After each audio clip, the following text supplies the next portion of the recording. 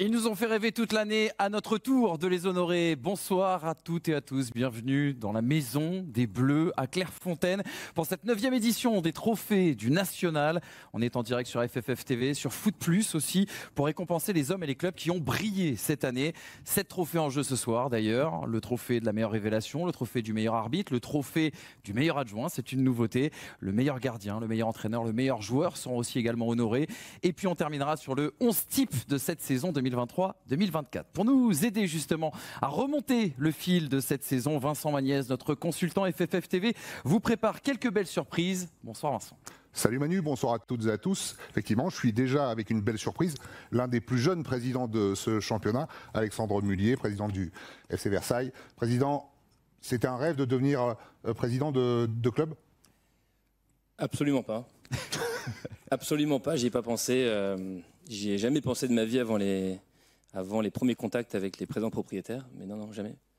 Et le projet, du coup, quand on devient président, c'est quoi alors ? Je pense que la première chose à faire, en tout cas celle que nous on a faite, c'est de recruter les bonnes personnes. Alors on a prôné la stabilité alors qu'on a changé 2 fois de coach cette année. Mais ça a été de recruter les bonnes personnes et de les mettre dans les meilleures conditions pour qu'ils puissent progresser. Le maintien a été acquis il y a peu de temps. On va pouvoir bosser sereinement. Alors d'ailleurs, ça a fait bizarre le dernier match. De jouer un match sans pression, sans stress, c'était différent. Mais oui, depuis la semaine dernière, depuis le match contre les Red Stars, on sait qu'on peut déjà engager les réflexions sur la saison prochaine. Pour avancer sur les effectifs. Exactement. Merci beaucoup, Président. Merci. Merci beaucoup à Vincent et Alexandre Mullier donc, qui est avec nous pour ouvrir cette soirée. Et pour lancer cette grande cérémonie, accueillons tout de suite le président de la Fédération française de football, monsieur Philippe Diallo, qui est avec nous.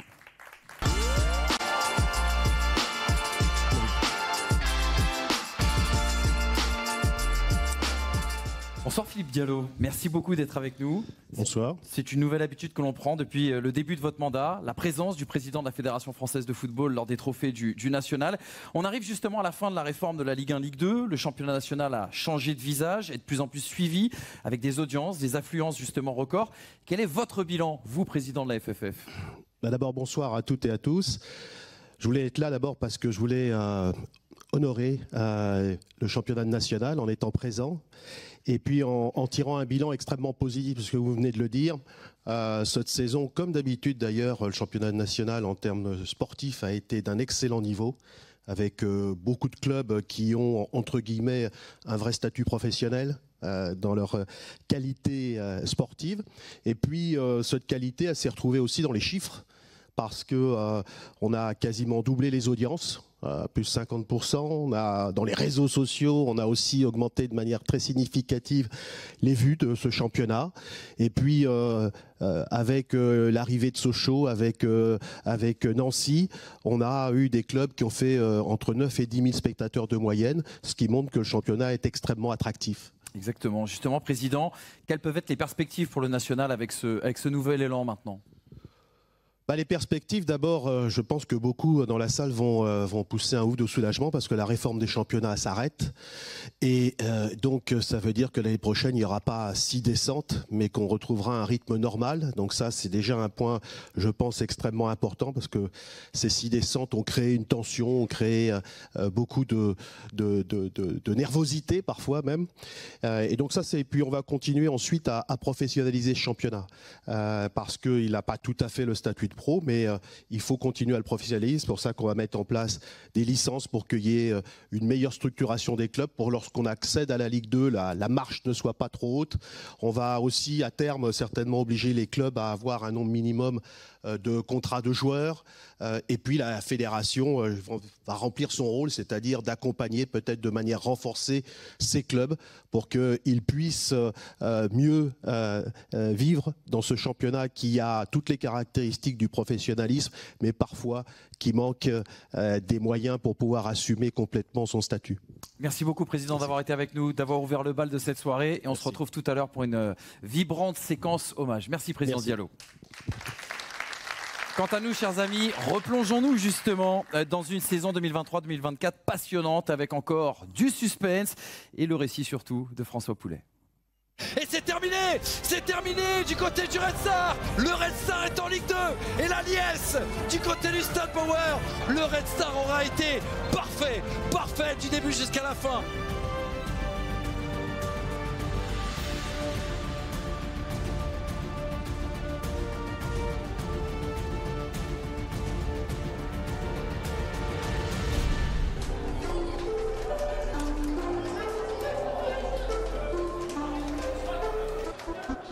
Et c'est parti, le coup d'envoi de cette saison 2023-2024. 2 points ont manqué au Red Star pour monter en Ligue 2 la saison dernière. Pas de quoi déstabiliser la bande d'Habib Beye pour cet exercice 2023-2024. L'Étoile Rouge a décroché son 3e titre de champion du national, un record. Autre club revanchard, le Martigues de Grégory Poirier. Sa meilleure défense a cette fois décidé d'accélérer dans le sprint final. Les Provençaux veulent montrer qu'ils ont appris des erreurs du passé. Et pourquoi pas de loi? Oh le missile! Mais qu'est-ce qui lui est passé par la tête? La concurrence n'a jamais été aussi forte en national. La jeunesse des Chamois niortais, emmenée par l'expérience de Philippe Insberger, surprenant 2e tout au long de la saison. Le Dijon FCO avec ses infrastructures et son effectif ambitieux, ou encore le Nîmes Olympique et son expérience des montées jusqu'en Ligue 1, étaient des candidats annoncés à la course au titre. L'histoire était au rendez-vous de cette saison 2023-2024. Les Lionceaux du FC Sochaux-Montbéliard, malgré un été très mouvementé, ont continué de faire rugir le Stade Bonal pour la première saison de ce club mythique en national. Et enfin, les Diables Rouges du FC Rouen, de retour en national après 10 ans d'absence, nous ont offert du très beau jeu sur le rectangle vert. On va jamais tenir, Vincent, si c'est comme ça tous les week-ends. Et c'est terminé. Je pense qu'on a vu pour la promotion du national un match de très haut niveau.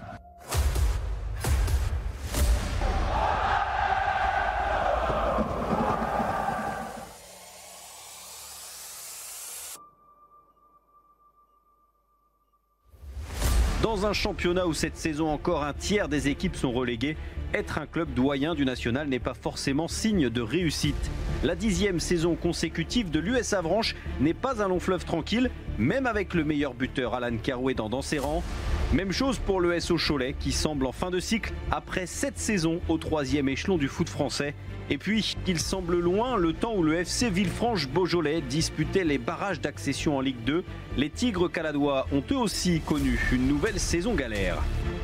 Comme chaque saison, les promus ont joué crânement leur chance. Marignane, sauvé à la mi-saison par un président passionné, a pu compter sur son buteur maison, Diawoy Diarra. L'union fait la force, c'est ce qu'a aussi voulu montrer le Gol FC. L'un des plus petits budgets du national aura été un adversaire coriace pour les équipes de tête. Et puis de retour en national 6 ans après l'avoir quitté, le SAS Épinal n'a pas réussi à s'extirper de la zone rouge malgré son serial buteur Esteban Le Foll. Cet exercice 2023-2024 a encore connu son lot de changements d'entraîneur. Le fameux choc psychologique a fonctionné au Mans et à Nancy. À l'ouest, Mathieu Chabert a changé le visage du club manceau. Une défaite en 10 matchs et une fin de saison haletante. À l'est, l'homme providentiel est uruguayen, mais l'ASNL coule dans ses veines. Pablo Correa est revenu au bercail avec 6 victoires consécutives et un incroyable comeback dans le haut de tableau. Attention Valouche, il est bon ce contrôle, il n'a plus qu'à ajuster bas, le voilà, ce doublé. Amine Emir s'est frappé. Oh c'est superbe. Oh, c'est magnifique. Anthony Beuve, on l'avait dit, c'est le héros. Le championnat national est un terrain d'audace, mais aussi de suspense. Cette saison encore, les dernières journées sont synonymes de rebondissement. Le champion est connu, mais qui sera son dauphin pour l'accompagner en Ligue 2? Et que dire de la bataille pour le maintien? Retenez votre souffle, plus que 90 minutes.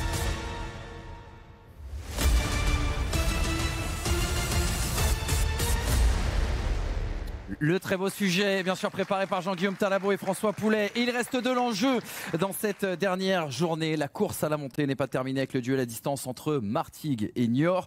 Pour le dernier ticket, bien sûr, en Ligue 2. Rendez-vous le samedi 18 mai à 18h. Vous ne pouvez pas le manquer sur les antennes de Canal Plus Foot, de FFF TV, de DAZN aussi également pour suivre l'épilogue de cette saison en national. Franck Ribéry, N'Golo Kanté, Olivier Giroud qu'ont-ils en commun, à part leur présence bien sûr en équipe de France? Ils se sont aussi révélés en championnat de national. Honorons tout de suite la révélation de cette saison.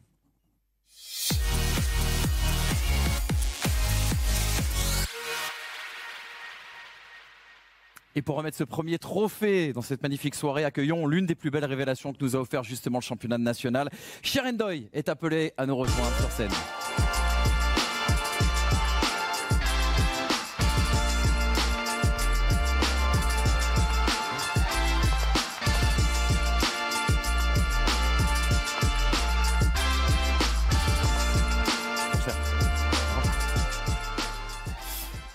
Bonsoir Cher, merci d'être avec nous. Parce que vous êtes, je le disais, l'une des grandes fiertés du national. Menuisier de formation, révélé à Épinal. Vous avez explosé à Créteil il y a 10 ans avant de découvrir la Ligue 1, disputer une Coupe du Monde. Cette saison, à 38 ans, vous avez ajouté un deuxième titre justement de champion de national après celui de 2013, glané avec Jean-Luc Vasseur qui est avec nous d'ailleurs ce soir. Est-ce que ce titre justement a une saveur particulière pour vous? Bonsoir à tous. C'est vrai que ça fait 10 ans que j'ai fait la montée avec Créteil. Aujourd'hui, je le fais avec Red Star. Donc pour moi, c'est une belle histoire. Qu'est-ce qui vous a appris ce championnat national, Cher, qui vous a servi justement derrière en Ligue 1 et aussi également lors de la Coupe du Monde avec le Sénégal? Bon, ça fait rêver. Parce que quand tu joues en national, je pense que tu vises le plus haut. Et le plus haut, c'est la Ligue 1, la Ligue 2 ou bien d'être international. Cher, on a appris que vous étiez en fin de contrat avec le Red Star à la fin de cette saison. C'est quoi la suite? Est-ce qu'on aura la chance, nous, amoureux du national, de continuer à vous voir jouer? Bon, je pense que, et je l'espère, aujourd'hui, je suis apte à jouer. Pour le moment, j'attends des offres et on verra. Merci beaucoup, Cher, en tout cas, d'être avec nous. Et on rappelle qu'on vous retrouve vendredi du côté du Stade Bauer pour la remise du trophée de champion de national. Vous êtes le capitaine, donc c'est vous qui allez le soulever devant vos supporters. Et on va découvrir ensemble eh bien, les 3 nommés dans la catégorie justement de la révélation de cette saison 2023-2024. Diawara Diarra de Marignane Gignac, Hugo Ragoubert du Mans FC et Lamine Sy du FC Rouen.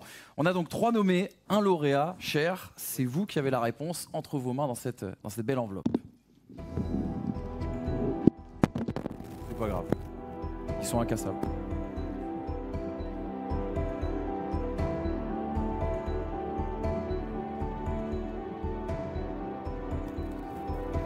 C'est bon? Vous pouvez y aller. Révélation de la saison 2023-2024, Lamine Sy, FC Rouen. Prêté par le Stade Malherbe de Caen, Lamine Sy a illuminé le couloir droit du FC Rouen et transpercé les défenses grâce à sa vitesse, son volume et une technique au-dessus de la moyenne.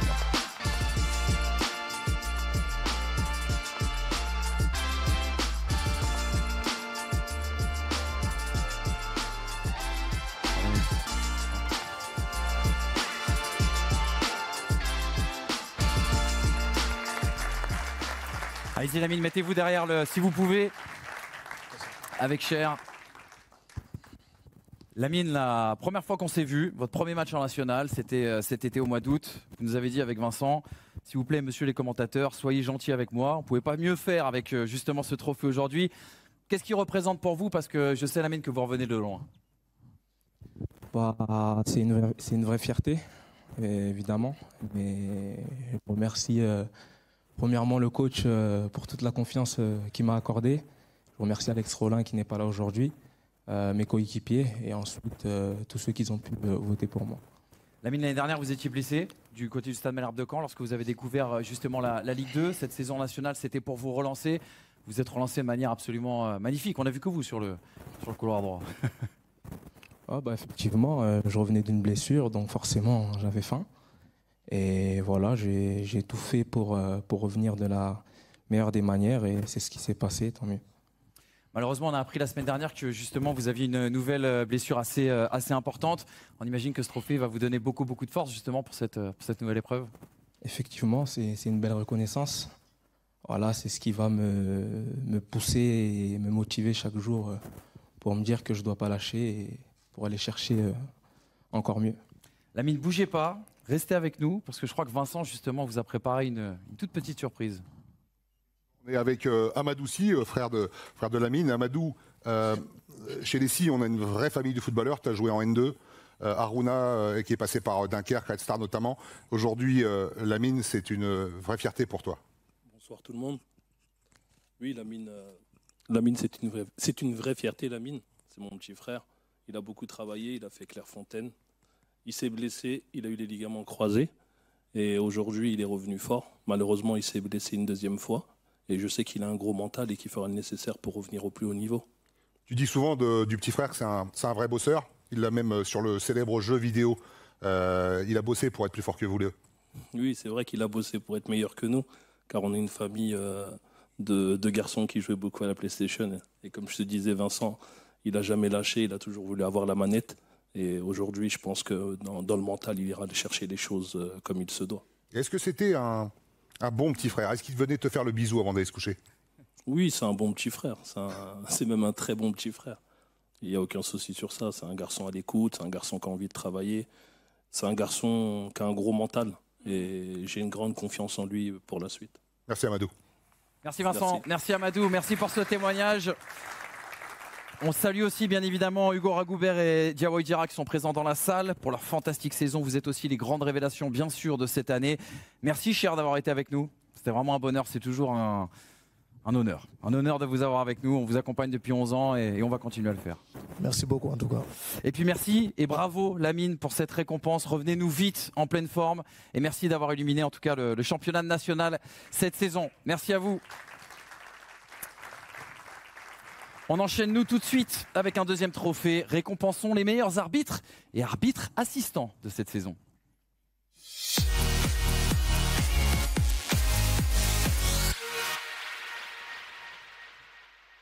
Et pour remettre le trophée justement, les trophées de meilleur arbitre central, meilleur arbitre assistant, on va appeler tout de suite Stéphane Jochem, membre de la commission de la direction de l'arbitrage à la Fédération française de football.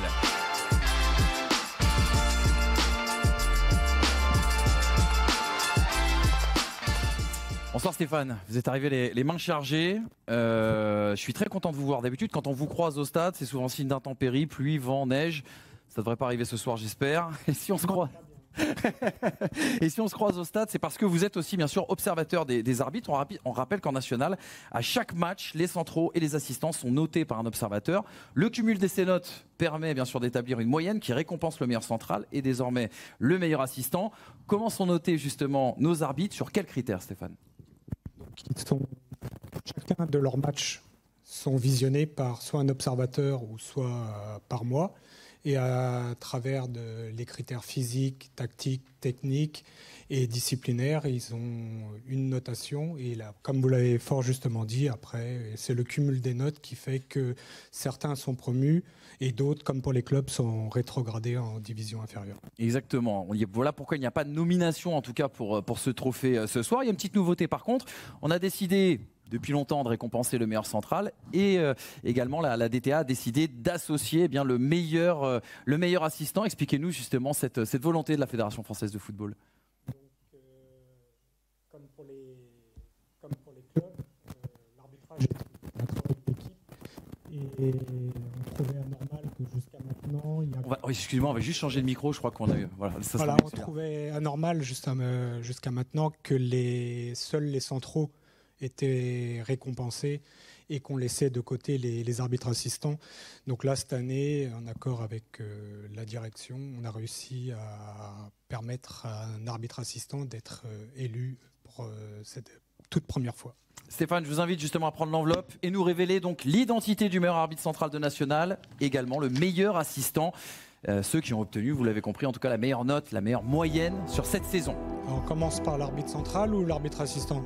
Vous pouvez dire les deux en même temps, même si vous voulez. Alors, le meilleur arbitre du national cette année est Robin Chapapria. Et le meilleur arbitre assistant, Michel Domadjan. Après 6 saisons de national, l'Occitan Robin Chapapria est désigné meilleur arbitre de national. Michel Dolmadjan remporte le premier trophée d'arbitre assistant en national pour sa dernière saison dans la Ligue. Félicitations messieurs, on est très content de vous avoir avec nous. Bravo pour votre saison. On va forcément vous faire un petit peu réagir, on en profite. On va commencer avec vous, bien sûr, Robin. Une saison sous haute tension quand même, le président Diallo en a parlé, avec l'enjeu justement des 6 descentes, de seulement 2 montées. Beaucoup de pression sur le corps arbitral, on imagine que vous l'avez ressenti vous aussi. Oui, bien sûr, comme l'année précédente, la saison commence sur les chapeaux de roue. Donc on sait à quoi s'attendre sur le terrain, on est conscient de l'enjeu qu'il y a auprès des équipes. Et donc nous, notre objectif, c'est de répondre à cet enjeu en étant le plus performant possible, en prenant les meilleures décisions possibles. Pourquoi, après, dans votre 6e saison du championnat national, pourquoi c'est la meilleure, en tout cas pour vous? Qu'est-ce qui a changé dans votre manière d'arbitrer? Alors c'est la 5e saison. Pardon, excusez-moi. Presque. Par contre, l'expérience, je pense que justement j'ai pratiqué ce championnat durant plusieurs années.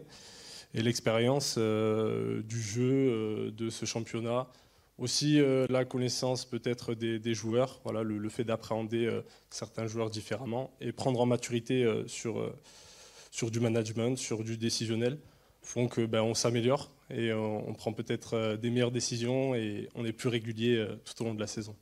Michel, merci d'être avec nous. On va vous tendre bien sûr le micro. Félicitations pour le premier trophée donc d'un arbitre assistant. Je me dis, c'est une fierté, vous rentrez dans l'histoire du championnat. Voilà, on peut dire ça. Merci d'abord pour la confiance qu'on me donne. Bonsoir à tous également. Oui, c'est une vraie fierté pour cette dernière saison en activité pour moi. Voilà, que dire de plus. J'ai une pensée pour ma petite famille et mes parents, voilà, à qui je dois beaucoup énorme pour toutes ces saisons. Voilà. Michel, justement, la page va se refermer la semaine prochaine. Exactement. Vous serez sur quel match d'ailleurs? On ne sait pas encore. Top secret. Qu'est-ce que vous a apporté l'arbitrage dans votre vie, justement? Une continuité de l'amour que j'ai pour le football, premièrement. J'ai pu avoir accès au football différemment. Des rencontres, que ce soit au niveau des arbitres, au niveau des grands stades que j'ai pu faire. Voilà, c'est surtout des rencontres. Voilà. C'est rare d'entendre des arbitres s'exprimer à un micro, donc vous êtes d'ailleurs des acteurs aux premières loges. Du coup, on vous garde encore un petit peu et on aimerait avoir votre avis un petit peu sur cette saison. C'est quoi le plus beau match que vous avez arbitré cette saison, tous les deux? Moi, c'est Red Star Rouen. Ah, il était incroyable celui-là. Un match exceptionnel. Voilà. Robin, vous avez une idée? Non, on vit plusieurs émotions dans des stades. Moi, je pense à un Nancy-Martigues. Donc, il y a le sportif, il y a l'extra-sportif aussi. J'avais été assez touché par l'hommage au décès du président de Nancy. Donc, on vit des émotions. Les matchs, il y a beaucoup de matchs impressionnants techniquement et des beaux matchs. Mais c'est ce que je retiens pour le côté émotion. Puisqu'on est entre nous, que personne ne nous regarde, ni nous écoute, c'est qui l'entraîneur à qui vous ne partirez pas en vacances cet été? Joker.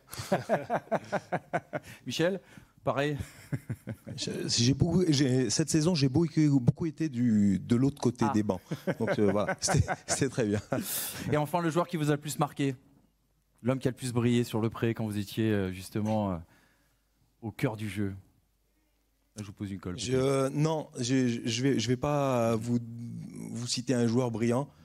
Je dirais Sheikh Ndoye. D'accord. Parce que ça fait des années que je l'arbitre et ça m'a vraiment fait plaisir de le revoir. Voilà. Exactement. Le message est passé. Robin, quelque chose à rajouter? Ouais, j'avais une pensée pour Sheikh Ndoye aussi parce que je le pratique depuis quelques années au national et je pense qu'on s'entend bien. J'apprécie la personne. Après, j'étais à Rouen la semaine dernière. Je pense à Hicham Ben Kaïd qui avait fait un sacré match. Je pense qu'il y a eu une saison intéressante.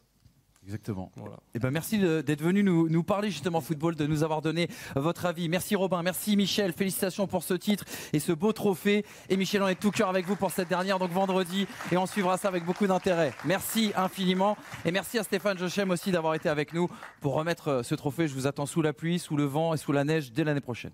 Ça sera un grand bonheur et un grand plaisir.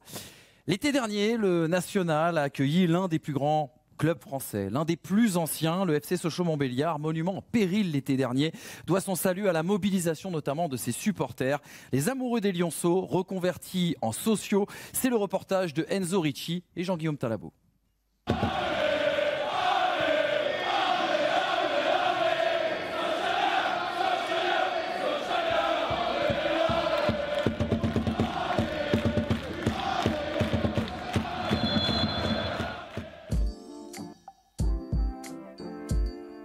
Je suis Sipan Salmi, j'ai 27 ans. Je suis un supporter naturel du FC Sochaux-Montbéliard.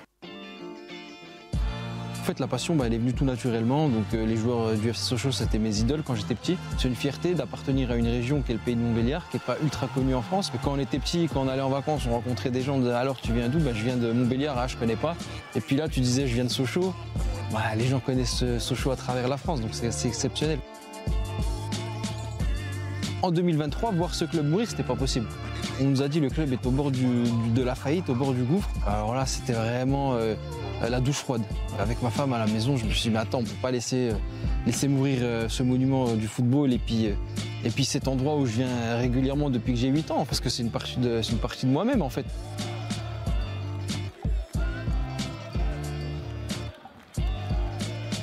On avait un club qui était en train de mourir financièrement, mais par contre on a senti un élan populaire dans la population et les gens en fait voulaient aider. Le moindre euro était important et les gens avaient vraiment cette volonté de mettre de l'argent dans le FC Sochaux Montbéliard. Et donc il y a eu cette levée de fonds qui s'est mise en place et plus les jours passaient, plus les gens à travers la France entière et je crois même le monde entier se sont mobilisés pour le FCSM.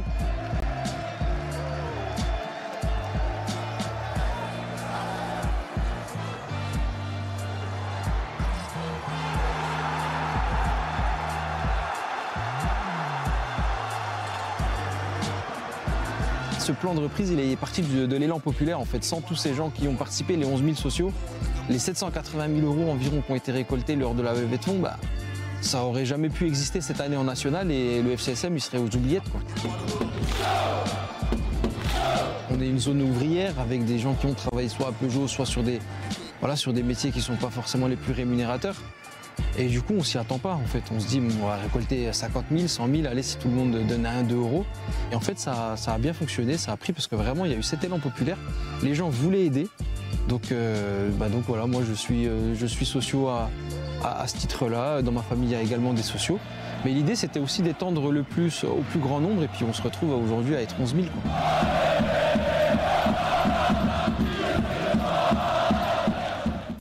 La ferveur de Bonal qui a bien sûr illuminé aussi le championnat national cette saison. La ferveur dans les stades aussi, on en profite pour rendre hommage à tous les supporters qui ont apporté un petit peu plus de piment à cet exercice 2023-2024. Pour poursuivre cette discussion justement autour du sauvetage du FCSM, Vincent, vous êtes avec Julien Cordonnier, son directeur sportif. Julien, on l'a vu dans le reportage, le Sochaux a été sauvé. Mais il y a eu un moment donné quand même en début de saison où on a cru que c'était certainement la fin du club, avec cette vidéo que tout le monde a vue, où c'est quasiment le dernier entraînement à Bonal. Tu l'as vécu comment? Bonsoir à tous déjà. C'est vrai que ça a été un moment, je vais le considérer comme tragique, parce que on découvrait des gens, des familles âgées, moins âgées, des jeunes qui pleuraient lors de ce dernier entraînement. Donc ça a été des moments extrêmement difficiles à vivre pour tout le monde. Au final, le club est sauvé. Il y a eu ton travail avec Oswald Tanchot, Jean-Claude Plessis et les socios qu'on a vu dans le reportage qui ont aidé à ce sauvetage. Ça aussi, c'est unique. C'est unique aujourd'hui dans le football. Oui, c'est vrai que c'est unique. Après, je pense qu'il y a eu une personne déclencheur de cet élan de solidarité. C'est le président Plessis, qui pour moi a été un homme exceptionnel dans cette aventure. Et nous, derrière, bien entendu, avec le staff, avec les salariés du club qui avons fait le boulot pour que le club perdure et puisse faire une saison compétitive, parce que c'était l'objectif aussi. Et je pense que tu auras quand même gardé en tout cas un record. Pas beaucoup de directeurs sportifs pourront battre ce record. 7 joueurs en une journée que tu as fait signer. Ouais, c'est vrai qu'il fallait aller vite. Il fallait en éjecter pas mal dans un premier temps. Donc on a eu 25 départs et 18 arrivées sur le total. Mais je prends cette épreuve comme formatrice pour moi. Et puis travailler avec les gens au quotidien, ça a été une source de motivation intéressante. Là, un peu plus de temps maintenant pour préparer déjà la saison prochaine. Oui, c'est vrai que ça va faire bizarre d'avoir un petit peu de temps, mais chaque directeur sportif, je pense, qui a envie d'avoir du temps, parce que pour préparer une équipe et pouvoir se préparer dans un championnat qui est extrêmement difficile, le mieux, c'est quand même d'avoir un peu de temps. Merci Julien. Merci à vous. Merci, bonne soirée. Merci Vincent, merci Julien Cordonnier. Les gens ne le savent pas, mais Julien Cordonnier a été consultant sur FFF TV il y a de ça très longtemps et c'était toujours un bonheur de l'avoir avec nous. Vous avez eu la chance, les amis, de vivre 722 buts en direct sur les antennes d'FFF TV, de Canal+ Foot et également de DAZN. Honorons tout de suite justement celui qui est le plus beau de cette saison.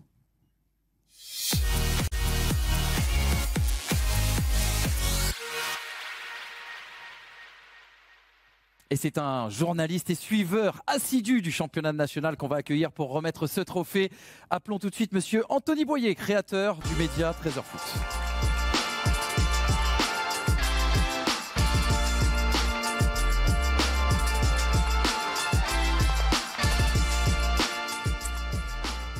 Bonsoir Anthony.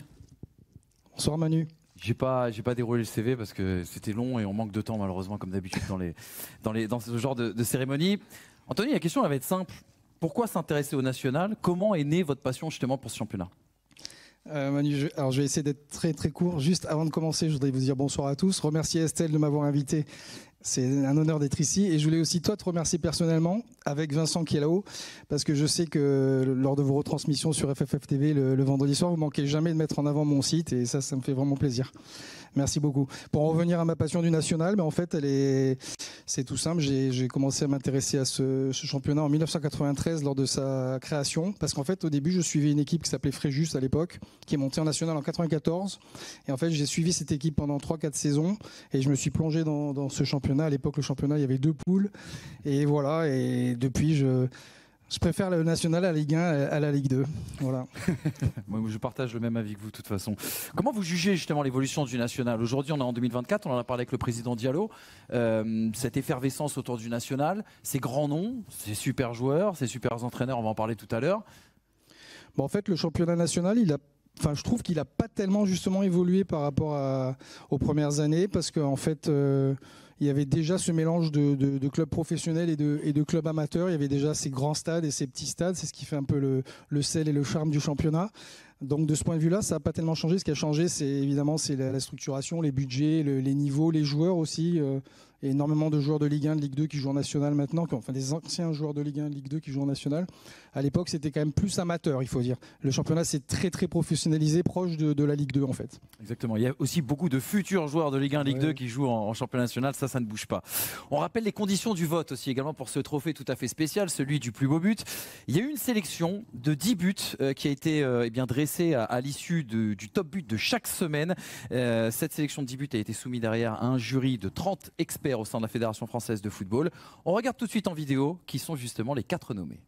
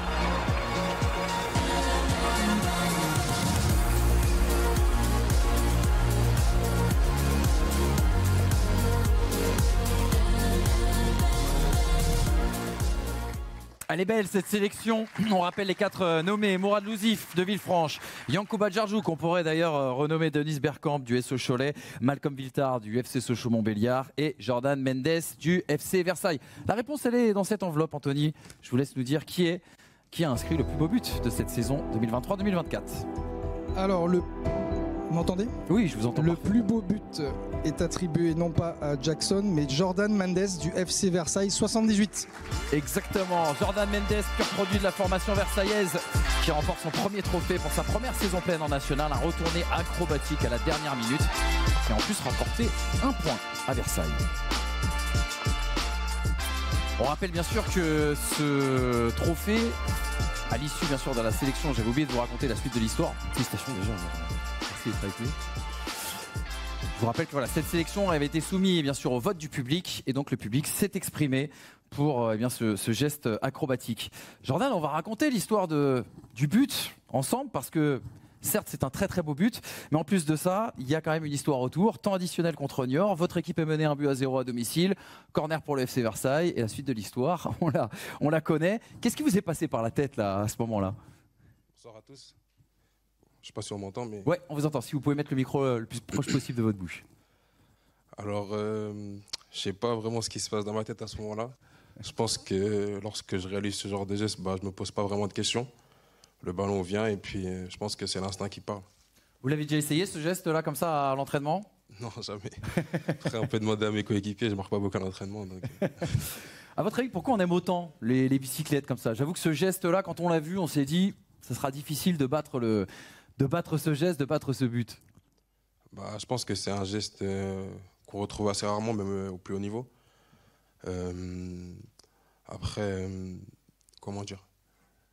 On va dire que c'est l'instinct qui parle. Voilà. Jordan, un mot sur votre saison. Vous avez découvert le national l'an dernier, 180 minutes et 2 matchs avec le FC Versailles, votre club formateur. Cette saison, vous vous êtes imposé dans la rotation malgré les changements de coach. C'est quoi votre ambition maintenant? Pareil, continuer sur ce que je fais de bien déjà cette année. D'ailleurs, je tiens à remercier mon club, le staff, les nombreux coachs qui ont pu passer au cours de cette saison, malheureusement. Je tiens à remercier aussi le nouveau coach là, cette année, Jean-Luc Vasseur, qui me fait jouer de plus en plus cette saison. Et pour l'année prochaine, j'espère que ça va continuer pour moi. On croise les doigts en tout cas. Merci beaucoup Jordan, merci Anthony, longue vie à 13h Foot, et merci Jordan, longue vie à vous, tout court. Votre but, lui, il est immortel. Donc merci pour ce cadeau, merci pour ce bijou. Merci à tous les deux. Pas de trophée Social Club cette année, mais un instant hommage, un moment de recueillement pour évoquer la mémoire de 2 grandes personnalités du national qui nous ont quittés cette année. Je vais demander d'ailleurs à Philippe Diallo, le président de la Fédération française de football, de revenir, me rejoindre, excusez-moi, sur scène. Président, il était impossible de ne pas évoquer avec vous la mémoire de Gilbert Guérin, figure du football amateur, président historique de l'US Avranches Mont-Saint-Michel, et de Nicolas Olvec, président de l'AS Nancy-Lorraine, et l'un des dirigeants les plus respectés, les plus appréciés aussi également de sa génération. Il était impossible de ne pas vous donner la parole sur ce sujet ce soir. D'abord, merci d'avoir pensé à honorer ces 2 dirigeants, parce que c'est 2 très grands dirigeants du football français. Gilbert Guérin, une figure avec lesquelles j'ai eu l'occasion de travailler, de débattre, parce que c'était un fervent du national, celui qui voulait de la Ligue 3 professionnelle notamment, et qui a défendu pendant plus d'une trentaine d'années son club, et qui, je crois, était quelqu'un à la fois de respecté et qui était un très grand amoureux du football. Et donc, merci pour lui de lui rendre hommage ce soir. Et puis Nicolas Olvec, je l'ai aussi beaucoup côtoyé, de Nancy, en passant par Monaco, le Stade Rennais, puis son retour à Nancy. Et c'est quelqu'un aussi qui était un très grand dirigeant, avec beaucoup de compétences, beaucoup de force de travail, beaucoup d'humanité aussi, et amoureux aussi du football. Et c'est aussi à travers ces dirigeants que nos clubs grandissent, que notre football grandit. Et je trouve formidable ce soir d'avoir eu une pensée pour eux, parce que ça fait partie aussi de notre football au moment où on honore les joueurs, les entraîneurs, les arbitres. C'est bien d'avoir cette pensée pour ces 2 grands dirigeants du foot français. Merci beaucoup, Président Diallo, en tout cas d'avoir eu ces mots. Les équipes de FFF TV ont eu l'occasion de beaucoup suivre Gilbert Guérin, même à l'autre bout du monde ces dernières années, pour se souvenir justement de ce grand défenseur du football amateur. On vous a préparé ce petit medley. Je vais juste attendre que la oui, il n'en passe pas souvent. C'est moins qu'Arvoissy, mais ils font plus de bruit, vous voyez. Ils sont plus petits, ils font plus de bruit. C'est un peu comme l'équipe d'Avranches. Je suis né ici à Avranches, je suis passionné du club. Hein, je suis passionné du club, mais je suis passionné de ma ville aussi. Hein, j'étais 25 ans maire adjoint. Enfin, ici, ça fait 28 ans que je suis président du club et je suis une entreprise que je viens de quitter, que j'ai créée, ça fait 45 ans et la même. Donc je ne peux pas dire que je ne suis pas quelqu'un de fidèle. Oui, c'est pareil. Oui, je le connais aussi celui-là. C'est le chauffeur qui nous a ramené des choses, ça fait 1984. C'est l'année où on est monté en championnat de France. Ça aussi, c'est à lui? C'est à lui, c'est ça, oui. Et ça aussi. C'est pas tout jeune. Hein. 72, c'est ça. 72, ça, c'était l'année de la montée. On est monté de DH en D4 à l'époque. C'est cette année-là, on n'est jamais redescendu. Ça viendra. Il y a tellement de gens qui l'attendent. Il arrivera bien un jour. Mon frère a joué ici, c'est lui qui m'a emmené à 9 ans. Il manquait un joueur et j'ai complété l'équipe, sans doute sans licence, parce que je ne pense pas que j'étais licencié à l'époque. Et ça m'a plu, sans doute. Et j'ai continué le football jusqu'à plus soif. Ça va les petits? Comment? Oui, je tourne au film, oui.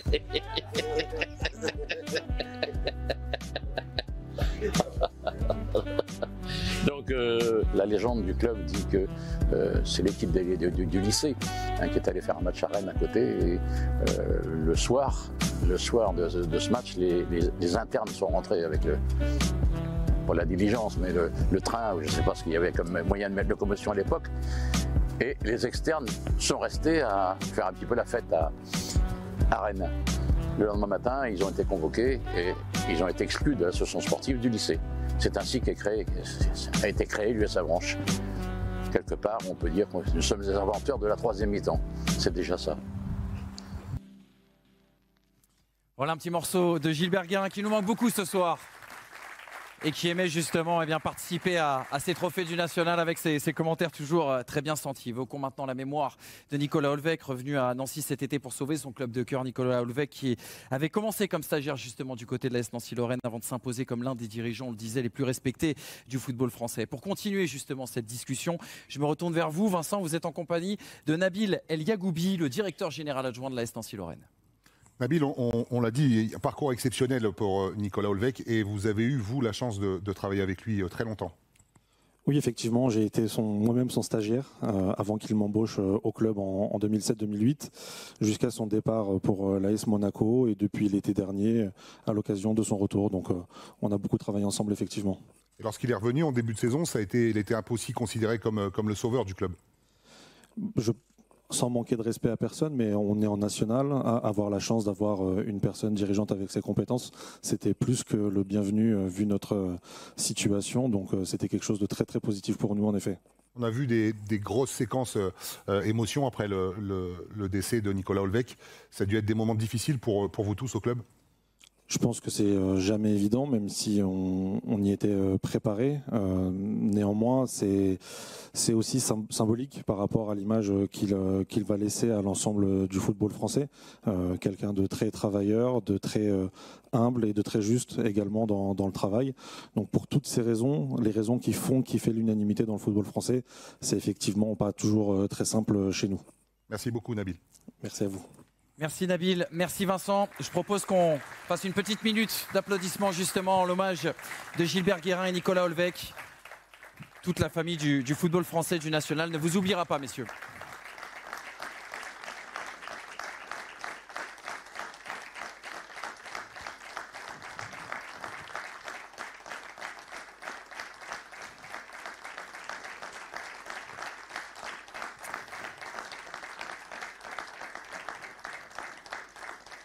Et après ce moment de recueillement, on reprend le fil de nos trophées et découvrons ensemble qui est le meilleur gardien de cette saison.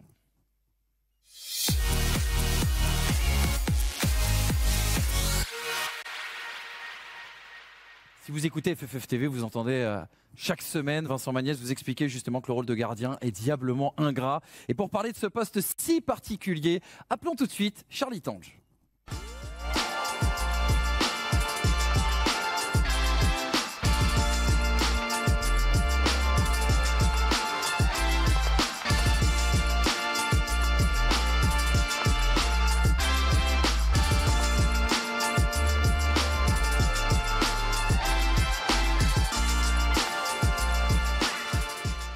Bonsoir Charles, merci beaucoup d'être avec nous. Tout le monde se rappelle de votre passage à Lens en Ligue 1, à Liverpool aussi également en Première Ligue. Rappelons-nous quand même que vous avez débuté en National il y a 24 ans maintenant. C'était comment le National justement à votre époque? Bonsoir à tout le monde. Oui, effectivement, déjà à mon époque, vu que j'étais un peu jeune, le National était un championnat très athlétique, beaucoup de qualité technique, peut-être un peu plus... en fait, je parle en termes de niveau d'âge, on était peut-être un peu plus haut, mais il y a toujours eu beaucoup de qualité dans ce championnat-là. Alors justement, aujourd'hui, vous êtes entraîneur des gardiens du côté du FC Versailles. Vous occupez notamment de Sébastien Reynaud, avec qui vous partagez une similitude. Vous êtes des gardiens à avoir déjà marqué en match. Vous, je crois que c'était en CFA2 il y a quelques années. Pour en revenir au National, chaque année, on trouve qu'il y a une densité de qualité de gardiens assez exceptionnelle. C'est quoi votre regard justement sur cette QV 2023-2024 ? Je trouve qu'il y a eu pas mal de gardiens avec des profils différents. J'ai beaucoup aimé ce qui s'est fait à Martigues. J'ai aimé ce qui s'est fait au Red Star. J'ai aimé ce qui s'est fait également chez moi, à Versailles, bien entendu. Je trouve qu'il y a eu des gardiens avec des qualités plutôt différentes, mais je trouve que ça forme plutôt quelque chose d'assez homogène. Exactement. Charles, on regarde tout de suite justement. Qui sont les 3 nommés dans la catégorie du trophée du meilleur gardien édition 2023-2024 ? Ça va apparaître tout de suite sur votre écran avec Jérémy Ms du FC Martigues, Quentin Benardo du Red Star FC et Paul Delecroix des Chamois Niortais. 3 hommes pour un trophée. Charles, la réponse est dans l'enveloppe justement entre vos mains.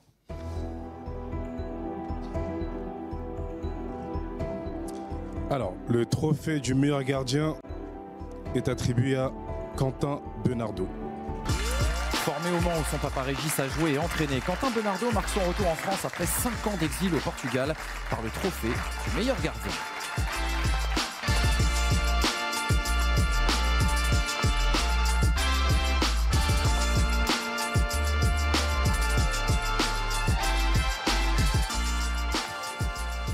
Bonsoir Quentin, félicitations pour ce titre. Quelle saison hein. Vous avez bien fait de revenir en France, un titre de champion, 11 clean sheets et un titre donc de meilleur gardien. Comment vous expliquez une saison aussi extraordinaire ?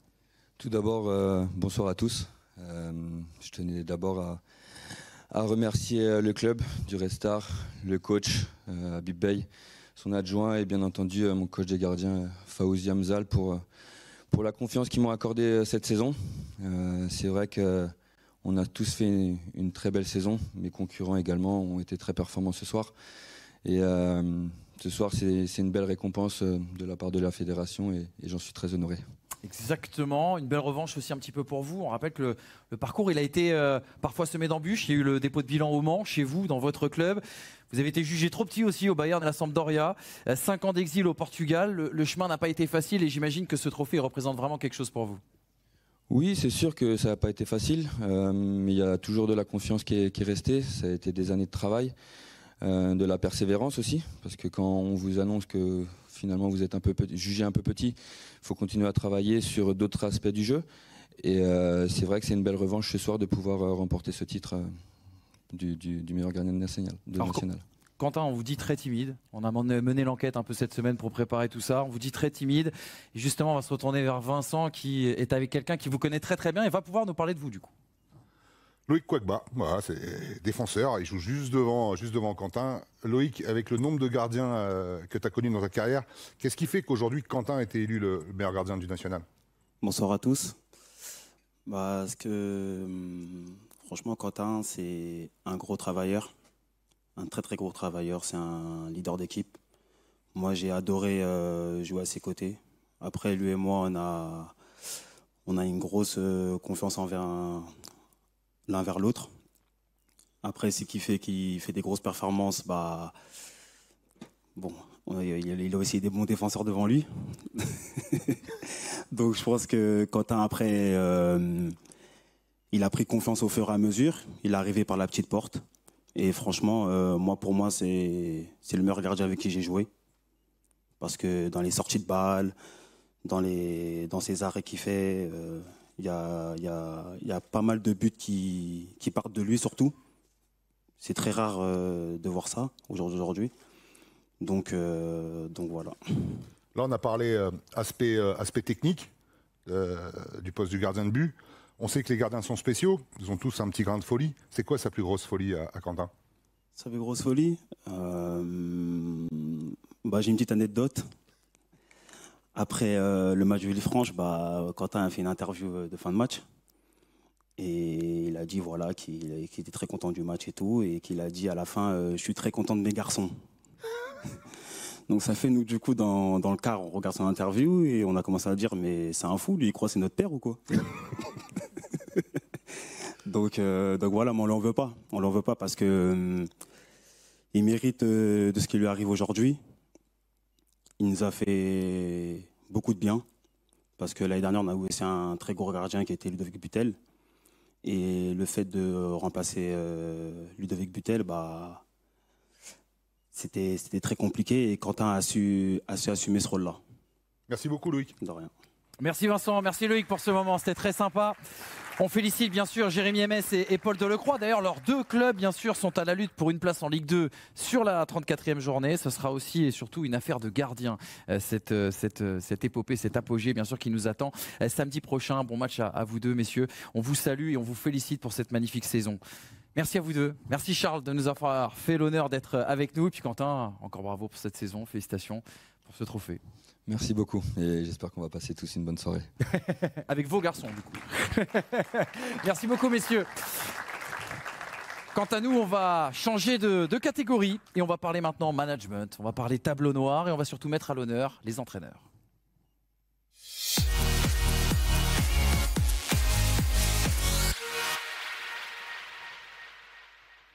Alors pour cette catégorie, c'est assez particulier, je ne vais pas vous mentir, j'ai décidé de me faire un petit kiff. Ça fait 8 ans maintenant, je crois, 9 ans, qu'on fait la cérémonie des trophées du National avec Vincent. Jamais j'ai eu le droit à cette petite enveloppe, vous savez, celle du remettant. Donc du coup, il n'y a pas de remettant particulièrement pour ce trophée. Je salue quand même Olivier Frappoli, qui est juste en face de nous. Olivier Frappoli, co-recordman de montée en Ligue 2, qui est notre hôte de marque ce soir. J'aime quand les légendes reviennent à la source. Et c'est bien sûr un double sens pour vous avec votre passage du côté de l'US Orléans. Je voudrais aussi, avant de découvrir qui sont les 3 nommés dans la catégorie du meilleur entraîneur, avoir une pensée aux 11 entraîneurs qui ont perdu leur travail cette année. Le métier de coach est particulièrement difficile justement en national et on ne le répétera jamais assez. Je pense qu'on peut les applaudir parce que ce sont des garçons qui ont parfois manqué un peu de réussite, mais qui ont néanmoins fait de l'excellent travail. Les 3 nommés dans la catégorie du meilleur entraîneur, on va les découvrir tout de suite. Habib Beye du Red Star FC, Maxime Dornano du FC Rouen, Grégory Poirier du FC Martigues. Et donc, c'est le moment où je me fais plaisir. C'est le moment où je me fais plaisir, cette fameuse ouverture de l'enveloppe dont j'ai tant rêvé toute ma vie. Et le meilleur entraîneur de cette saison 2023-2024 est Habib Beye. La consécration après un cycle de 3 ans conclu par un titre de champion et une montée en Ligue 2. L'ancien joueur a parfaitement géré la transition et peut maintenant assouvir ses désirs de Ligue 1.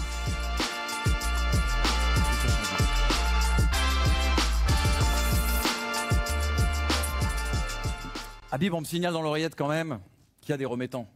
Parce que sinon, ça ne serait pas drôle. Mais qu'on a des remettants de choix avec nous ce soir pour vous remettre justement ce très joli trophée. Je vous propose qu'on les accueille et on va découvrir justement la surprise ensemble.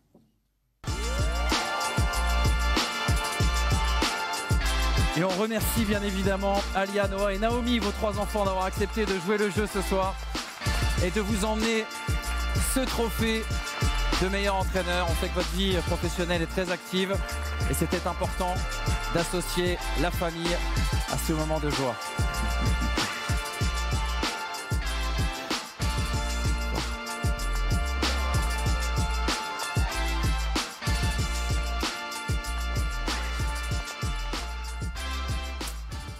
On va commencer par ça, Habib.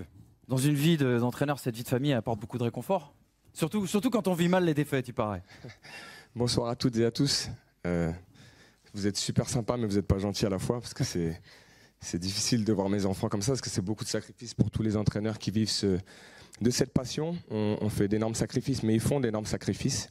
Je me rappelle du moment où je leur ai demandé l'an passé, quand c'était très dur d'accepter en quelque sorte la non-montée à la dernière journée, je leur ai dit, je ne sais pas si papa a les ressources d'y retourner. Et ils m'ont dit, il va falloir que tu y retournes parce que toi à la maison, à ne rien faire, tu vas être un calvaire. Donc il faut absolument que tu y retournes. Et ils ont beaucoup joué dans ma décision de finir ma dernière année de contrat et surtout de me donner l'énergie nécessaire de de repartir avec mon groupe pour aller chercher cet objectif qui était très important pour nous. J'en profite pour remercier aussi Greg et Maxime qui font une saison exceptionnelle. À tous les entraîneurs de ce national. J'ai aussi une pensée pour Olivier qui m'a envoyé un petit message et qui a vécu ce moment-là et qui, aujourd'hui, vous l'avez dit, est un recordman en la matière. Donc c'est d'être un petit peu l'héritier de tous ces entraîneurs qui ont ce trophée. C'est une très très grande fierté. J'en profite aussi pour remercier mon club, mon président plus spécialement, à qui j'avais fait une promesse il y a 2 ans et demi et qui m'a donné l'opportunité d'entraîner mon premier club, mon directeur sportif qui m'a accompagné. Et je ne sais pas si on peut le faire, Manu, mais j'ai vraiment une petite faveur à vous demander. Parce qu'on nous met toujours en avant, mais si vous pouvez faire venir mon staff au complet, en tout cas mon staff technique, Steve, venez, Yann, s'il vous plaît, Brahim, Faou, Valentin, Rodolphe. Parce qu'on est mis en avant et en fait on ne se rend pas compte à quel point ils sont précieux pour nous au quotidien, quand il nous manque un petit peu d'énergie pour être aussi là dans le travail. Et voilà, c'était important pour moi qu'ils soient là et qu'on les honore aussi à travers ce trophée. Exactement. Bienvenue en tout cas messieurs et félicitations pour cette saison absolument incroyable. Juste Habib, je suis obligé de vous lancer sur quelque chose. Vous avez du culot quand même Habib Bey, vous avez du culot parce qu'en début de saison vous êtes arrivé en nous disant nous on vise pas la montée, on vise le titre et on vise le titre avec la manière. Je vous avoue que je vous ai pris pour un fou au début. Je vous ai pris pour un fou, mais vous ne m'aviez pas menti. On a vu un projet de jeu, un management, de l'intensité, de l'ambition, un staff ici présent, de la confiance aussi. Qu'est-ce que vous auriez pu faire de mieux cette année ? Gagner les 4 derniers matchs. Parce que je pense qu'on avait un objectif avec les joueurs, et je le dirai à la fin parce que ce sont eux les moteurs et ils ont fait une saison incroyable. Mais on avait un objectif, c'était d'être le plus rapidement en Ligue 2 et le plus rapidement champion. Et puis il y avait un deuxième objectif, c'était battre des records, mais je me suis rendu compte que c'était l'ego d'un entraîneur, ça. Et que peut-être eux avaient tout donné pour ces 2 objectifs-là, pardon. Et je pense qu'ils ont fait une saison extraordinaire et tous mes joueurs, que ce soit Loïc, Merwan, Quentin, Cher plus particulièrement parce qu'il est mon capitaine. Et vous savez à quel point la relation est forte avec lui et le respect que j'ai pour l'homme, le footballeur, mais ce qu'il est surtout en tant qu'homme. Et je voulais remercier mes garçons parce qu'ils ont fait un travail extraordinaire cette saison. Habib, la dernière question qu'on vous pose, parce que j'ai lu une très belle interview de vous hier dans l'équipe, vous avez parlé justement de cette expérience humaine bouleversante au sein du Red Star que vous allez quitter, vous l'avez annoncé justement cette semaine. Nous, on vous a connu, vous êtes arrivé au Red Star en tant qu'entraîneur adjoint, vous étiez étudiant, un jeune étudiant à l'époque, sur les bancs de l'école pour apprendre le métier d'entraîneur. Parlez-nous de cette expérience bouleversante, qu'est-ce que ça fait d'avoir été l'entraîneur du Red Star pendant 3 ans ? Ça a été, et c'est assez exceptionnel parce que c'est pas fini, il nous reste encore à vivre un match. Mais c'est une expérience exceptionnelle parce que je pense que ce club me ressemble. Quelqu'un m'a dit dernièrement, tu es Red Star compatible. Et lorsque j'ai été joueur, j'ai connu des clubs qui avaient une ferveur populaire, une identité exceptionnelle. Strasbourg, Marseille, Newcastle, Aston Villa et j'ai fini à Doncaster. Mais 4 de ces 5 clubs avaient une identité hors norme, avec une histoire. Et j'ai redécouvert ça au Red Star. Et ça m'a permis aussi de m'épanouir. On m'a laissé travailler. J'ai fait ce que je voulais, comme je le voulais. Un jour, j'ai dit à mon staff et à mes dirigeants, on va jouer avec 6 attaquants. Et ils m'ont dit 6 attaquants. J'ai dit, bon, on a quand même 4 défenseurs et un gardien, donc ça va nous amener à être peut-être un petit peu, en tout cas, protagonistes dans notre jeu. Et on m'a laissé faire. On ne m'a pas mis de bâton dans les roues, on nous a accompagnés. Vous aviez parlé l'an passé, je me rappelle, de la continuité. Et je pense que les dirigeants ici présents doivent comprendre qu'un projet se mène sur la durée. Et que lorsque vous laissez du temps à un coach, à un moment donné, et surtout à un staff et à un club, les résultats arrive. Donc j'ai vécu des très grands moments dans ce championnat avec des adversaires, des joueurs qui m'ont apporté aussi beaucoup de respect. Il y a eu aussi de temps en temps un petit peu de mépris, mais ça fait partie du job. Et parce que je représente quelqu'un au-delà du football et les gens n'arrivent pas à dissocier en fait les 2 fonctions. Mais ça m'a nourri aussi et ça m'a donné de la force. Et ça nous a donné de la force pour être tous les matins dans le travail avec nos garçons et essayer de se mettre dans une bulle et d'avancer. Et on sait à quel point c'est difficile. Donc le titre et la montée est la juste récompense pour mes garçons et en tout cas cette équipe et ce club qui mérite d'être là où il est en tout cas aujourd'hui. En tout cas, vous avez mis tout le monde d'accord car on rappelle que ce sont les entraîneurs qui ont voté justement pour élire le meilleur entraîneur. On salue Maxime Dornano forcément et puis également Grégory Poirier. On leur souhaite qu'il y ait de belles choses dans cette fin de saison. Et ne bougez pas, Abi, parce qu'il y a un entraîneur du National justement avec Vincent qui voulait vous rendre hommage. Avec Fabien Pujol qui a posé d'ailleurs beaucoup de problèmes au Red Star cette saison. Écoute, dans notre découverte du National, on a été les premiers à les battre. Donc on a cette fierté-là. Non, je voulais surtout féliciter les trois. Un, parce que c'est un ami, c'est Greg. On partage la formation du BEPF cette année, un homme de très grande valeur. Et je ne suis pas inquiet pour son avenir dans ce métier-là. Le deuxième, le deuxième national, c'est Max, voilà, qui pratique un football incroyable. Déjà à Saint-Brieuc, c'était la même. Et puis Habib, voilà, que j'ai appris à découvrir sur des échanges et des partages sur le football commun qu'on a. Donc voilà, c'est une très grande fierté, en tout cas pour moi, d'avoir été confronté à cette qualité d'entraîneur. Avec Manu, on dit souvent en fait que tu es certainement le rare coach à être pote avec tous les coachs. Bah écoute, moi j'arrive de très loin. J'arrive de promotion de ligue. Je me suis construit sur une longue période. Aujourd'hui, je découvre ce national. Donc j'ai une très grande fierté, beaucoup d'enthousiasme, beaucoup de joie. Donc à chaque fois, c'est un grand bonheur de pouvoir échanger le plus souvent avec les techniciens. Donc non, très très heureux. Et donc c'est pour ça que je pense que j'ai rarement eu des problèmes avec les coachs adverses cette saison. Manu l'a dit tout à l'heure avant la remise de la récompense, c'est beaucoup de coachs qui sont partis, qui ont été démis de leur fonction. C'est un métier de fou quand même, coach. Oui, mais je vais rebondir sur ce que dit Habib. Greg, ça fait 3 ans qu'il est à Martigues. Quand on laisse du temps, on voit ce que ça donne. Max, ça fait 3 ans qu'il est à Rouen, on voit ce que ça donne. Et Habib, ça fait 3 ans. Donc, si j'ai un message à transmettre, c'est confiance. Voilà, confiance, même quand il y a une grande adversité de résultats. Bah souvent, on s'aperçoit, si on fait les statistiques, que le changement de traîneur, ce n'est pas obligatoirement la solution. Donc, mais par contre, la confiance et la durée, voilà, ça, c'est important pour la réussite d'un projet et il le démontre. Merci beaucoup, Fabien. Merci à vous. Merci Vincent, merci Fabien, merci Habib, merci au staff. Merci à vous les enfants aussi également, Alia, Noah et Naomi, pardon, excusez-moi, j'ai un chat dans la gorge. Et je voulais aussi également remercier Eva qui nous a aidé justement à préparer cette petite surprise, c'était important. C'est très gentil Manu, je voudrais aussi remercier quelqu'un qui n'est pas là, c'est Sébastien Bichard, qui est parti en cours des saisons mais qui a grandement contribué à ce qu'on a vécu. Pierre Sage qui était avec moi aussi l'an passé et Randy Fondelot qui est le responsable de la performance qui n'est pas là. Et une petite pensée aussi pour mon Sylvain Groseille que vous connaissez bien, qui nous a accompagnés. Donc c'est important pour moi à travers cette récompense, associer un petit peu tout le monde avec moi. Exactement. Et bonne fête à Bauer. Samedi prochain, 18h, il faut être à Bauer pour voir la remise du trophée du championnat national. Merci à tous. Et merci à vous les enfants d'être venus justement jusqu'à nous. Merci beaucoup. Le national regorge d'histoires extraordinaires, c'est le leitmotiv de toute façon depuis le début de cette soirée. Et cette année, le FC Rouen a connu une épopée jusqu'au quart de finale de la Coupe de France.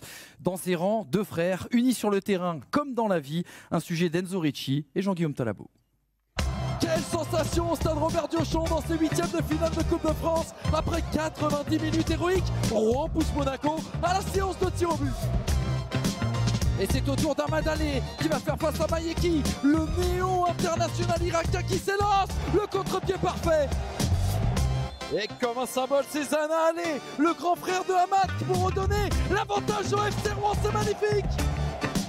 Akliouche pour le dernier tireur, c'est arrêté par Léonard Agoun. Après le tenant du titre Toulouse, c'est Monaco qui tombe à Diochon. Les Diables Rouges sont en quart de finale. Le destin fabuleux de 2 frères en Coupe de France. Zana et Ahmad Ali découvrent le foot en Irak, leur pays natal qu'ils fuient à cause de la guerre. Débarqués en France à l'âge de 10 ans, ils poursuivent leur apprentissage ensemble au Stade Rennais. Depuis longtemps, on joue ensemble. Junglé un peu vers la fin, tu vois. À Rennes, en CFA, on n'a pas mal joué ensemble. Nos chemins se sont séparés un peu, mais on s'est retrouvés à Saint-Brieuc. C'est la première année où j'arrive au stade briochin. Et donc le premier joueur qui arrive chez nous, c'est Zana. Ensuite, naturellement, il a signé. Il faut savoir que Zana et Ahmad sont de la région briochine à la base. Donc il rentrait chez eux. Et Ahmad, ça s'est fait l'année suivante, un peu sous la même forme. C'est-à-dire, pareil, il se retrouve sans club, il vient un peu s'entraîner avec nous et puis derrière, il signe.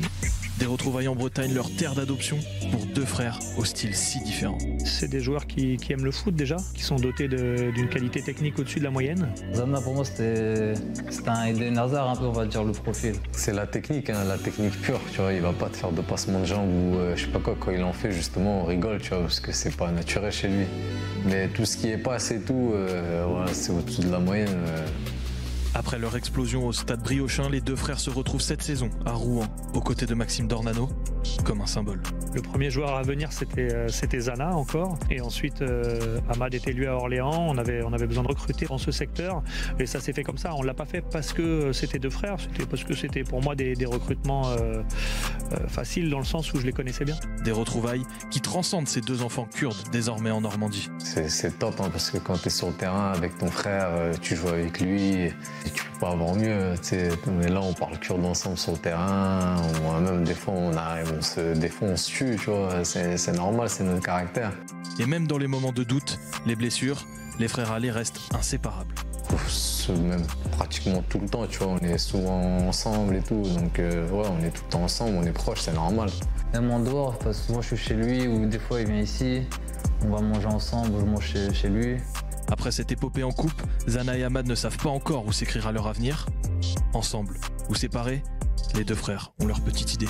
Après c'est sûr que finir dans un club, je sais pas après à quel âge, mais finir notre carrière ensemble, ce serait beau. Hein. Voilà une belle histoire. Voilà une belle histoire. Merci au FC Rouen. Merci aux frères Allais. Merci à Maxime Dornano de nous avoir ouvert les portes justement de leur quotidien. Et on a une pensée, bien évidemment, pour tous les supporters du FC Rouen après cette résurrection et après les dernières nouvelles de ces dernières heures. C'est le moment que tout le monde attend. C'est l'heure d'élire le meilleur joueur de cette saison 2023-2024.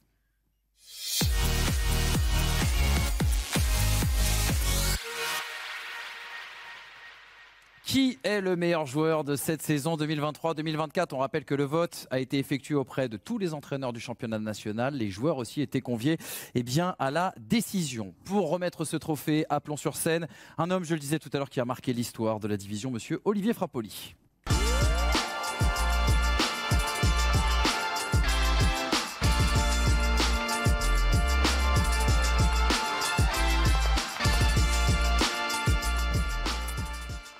Olivier, ça fait bizarre de vous voir monter avec un trophée. Vous ne redescendrez pas avec celui-ci vraisemblablement. Je l'aurais bien pris, mais... La dernière fois que vous êtes venu à une cérémonie de trophée national, vous avez expliqué la difficulté pour un coach de monter en Ligue 2. Cette saison, vous avez fait absolument rêver avec le Stade Lavallois qui était aux portes justement de la Ligue 1. Vous avez réalisé une saison absolument fantastique. Oui, on ne s'y attendait pas aussi. On avait la saison précédente obtenu notre maintien dans les dernières secondes de cette Ligue 2 qui est redoutable, surtout pour un promu. Et puis voilà, on a fait un très très bon début de saison. Au départ, on a pris un peu notre parcours avec les joueurs comme un joli clin d'œil, c'était le tube de l'été. Et puis on s'est accroché à ce fameux maillot jaune, comme j'ai dit. Voilà, maintenant, pour garder ça sur toute la saison, il faut avoir des ressources que l'on n'a peut-être pas encore au niveau de notre club. Et on l'a vu sur notre fin de saison, mais ça reste une très belle saison, effectivement.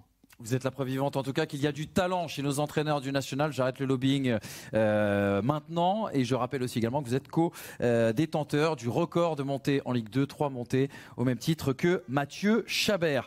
Olivier, vous continuez j'imagine à regarder un petit peu le national. Est-ce que le marché de cet été, est-ce que justement vous allez venir shipper quelques pépites qui ont marqué cette saison 2023-2024 ? On regarde forcément, c'est un championnat que je connais bien. Et on sait qu'il y a de très très bons joueurs. On en a chez nous qui ont fait la montée, qu'on a été chercher, y compris en division en dessous, en National 2. Donc c'est un championnat qui est un championnat tremplin aussi, qui permet à certains joueurs qui n'ont pas eu la chance de percer, de sortir, de revenir dans le monde professionnel. C'est pour ça qu'on a aussi des joueurs, on parlait des qualités mentales, très très fortes, parce que souvent ont un parcours, certains d'entre eux ont un parcours un peu cabossé. Et moi, j'aime bien ce type de joueurs. Je sais que pour un coach, c'est toujours intéressant d'avoir des joueurs qui sont revanchards, qui sont peut-être passés à côté au départ de ce monde professionnel et qui arrivent à le retrouver. Moi, je trouve que c'est des super valeurs. Eh bien, merci pour ces mots, en tout cas, Olivier. On va découvrir ensemble maintenant qui sont les nommés dans la catégorie du meilleur joueur saison 2023-2024. Avec Merwan Ifnaoui du Red Star FC, Antoine Mille de la Berrichonne-Châteauroux et Samuel Renel des Chamois Niortais. Olivier, je vous laisse annoncer qui est le meilleur joueur de National cette saison. Bon, très bon choix, je ne pense pas qu'il sera en fin de contrat. Merwan Ifnaoui. Pièce maîtresse du jeu du Red Star FC, Merwan Ifnaoui, revenu à l'Étoile Rouge à l'hiver 2023, a depuis illuminé le championnat national jusqu'à ce titre de meilleur joueur. Bravo petit frère.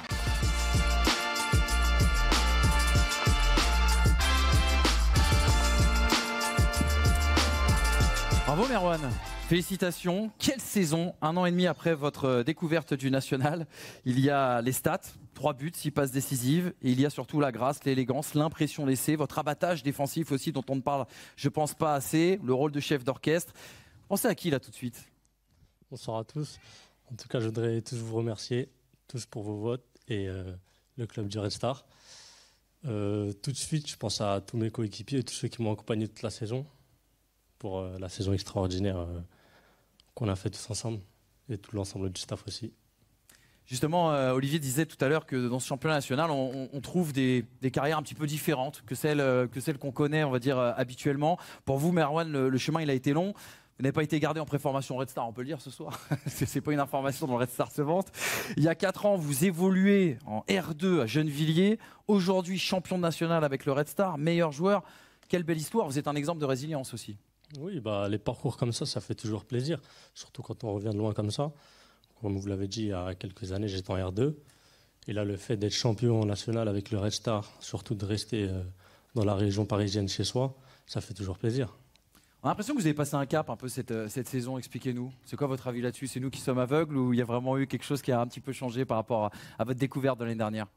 La saison dernière, je suis arrivé déjà en cours de saison, l'équipe elle était déjà en place. Je suis le seul joueur à être venu durant la trêve hivernale. Et le fait de commencer là la saison avec le groupe, faire toute la prépa avec le groupe, on aborde déjà la saison différemment. Exactement. Félicitations Merwan, en tout cas, merci beaucoup pour vos mots. Merci Olivier d'être venu dans cette soirée. Vous avez la carte du bon client, vous revenez quand vous voulez. Enfin, en tant qu'entraîneur de Ligue 1 ou de Ligue 2. Hein. C'est tout le mal qu'on vous souhaite. Merci Merwan, félicitations pour ce très très beau trophée. Je le rappelle une dernière fois, la très belle fête du côté du Stade Bauer, Red Star Épinal. Ce sera à suivre ce samedi à 18h pour la clôture de cette saison, pour la remise aussi également du trophée de champion. Le trophée de champion est juste à côté de moi. J'étais tenté de partir avec, mais je ne l'ai pas mérité cette année encore. Dernière catégorie désormais pour clôturer justement ces trophées du National édition 2024, l'équipe type.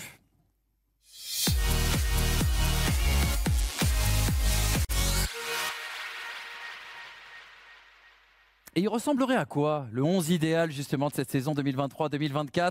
Eh bien on va le découvrir ensemble en vidéo et je vous invite, si vous êtes concerné bien sûr par ce 11, enfin sans rester là où vous êtes, eh bien, à venir me rejoindre justement sur scène. L'équipe type. Exilé au Portugal depuis 5 ans, il a fait un retour fracassant dans l'Hexagone. Pour sa première saison en national, Quentin Benardo a écœuré les attaquants adverses. Sur sa ligne, dans les airs ou en face à face, le dernier rempart de l'Étoile Rouge a multiplié les arrêts décisifs. Il est le numéro 1 du Red Star, mais aussi le numéro 1 de l'équipe type. Cette équipe type n'a plus de secret pour lui. Yanis Zouaoui est indéboulonnable au poste de latéral gauche. Fort de son expérience de la saison dernière, le Martégal et sa patte gauche ont encore été décisifs cette saison pour marquer et faire marquer. Joueur de caractère, le franco-algérien a encore été incontournable cette saison. Lui aussi fait coup double et garde sa place dans la défense de l'équipe type du national cette saison. Loïc Kwakba a encore été un élément essentiel du Red Star pour conquérir le titre de champion du national. Comme la saison dernière, il a été le joueur de champ le plus utilisé de son équipe, relais de son entraîneur, pilier de sa défense. Loïc Kwakba est irremplaçable. À ses côtés, il peut compter sur un novice en national. Il n'avait joué qu'une minute au 3e niveau français avant cette saison. Avec Rouen, Sofiane Bouzamoucha a mis le national dans sa poche et les attaquants avec. Rarement pris à défaut et souvent dans l'anticipation, le défenseur normand a fait du FCR l'une des meilleures défenses du national. Et comme à Rouen, le défenseur central retrouve dans l'équipe type de la saison son latéral. La pépite Lamine Sy a fait de sa présence dans cette équipe une évidence. Traité par Caen, le défenseur très offensif voulait plus de temps de jeu.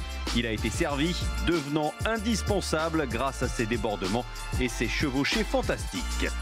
Le Petit Prince ou le Mesut Ozil du national, peu importe le surnom qu'on lui donne, Merwan Ifnaoui est sur le terrain pour faire briller son équipe et ses coéquipiers. L'année de la confirmation est toujours difficile. Révélé la saison dernière, le milieu offensif du Red Star a confirmé par ses dribbles et ses offrandes qu'il était un joueur majeur du national. Lui est plutôt un travailleur de l'ombre pour mettre son équipe en lumière. Que ce soit à la récupération ou à la relance, Samuel Renel s'est rendu indispensable dans le milieu de terrain de Niort.